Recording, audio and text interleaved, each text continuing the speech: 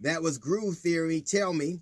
So yesterday, the President of the United States threatened war on America's states and cities.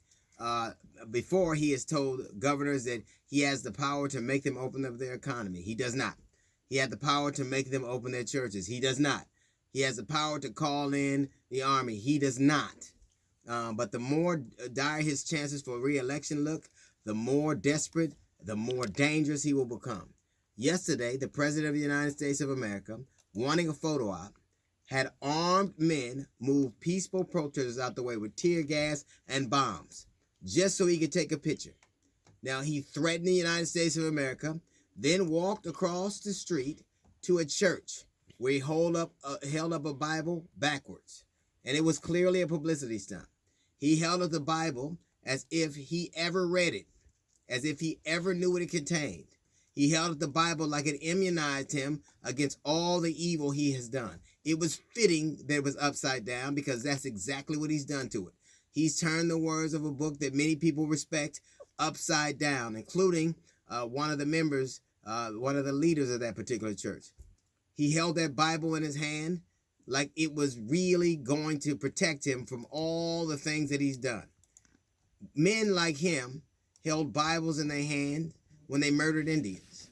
Men like him held Bibles in their hands when they enslaved people. Men like him held Bibles in their hands when they raped people. Men like him held Bibles in their hand when they sold children. Men like him held Bibles in their hand when they whipped men and women to the point of almost death. Men like him held Bibles in their hand when they mutilated people. Men like him held Bibles in their hand when they denied people the right to vote. Men like him held Bibles in their hand when they denied people the right to live. Men like him held Bibles in their hands when they denied people the right to educate. Men like him held Bibles in their hands when they denied people access to medical care or to schooling or to adequate, fair treatment in America. Men like him have always held the Bible and they perverted it. They've held the Bible as if it would immunize them from all the evil that they would do. It would be better if he held that Bible and he actually opened it up and looked inside it. But he has never done that. Nor has this country to any great extent. It is something that we use to say, look how great we are. Look at the things we do. But in the end, how much of us, how much of our life, how much of the things we hold dear is reflected in that Bible? How many things do we do? Are we great protectors of the poor? Do we look out the weak among us? Even right now, the elderly, we're willing to siphon them off, to chump them off, to have them die, to lay them at the altar of the economy. Right now, today, men like him have always used that Bible. They've always held it up. A lot of people right now are angry that he used the Bible for a prop. But isn't that what men always have done? Men like him have always done that.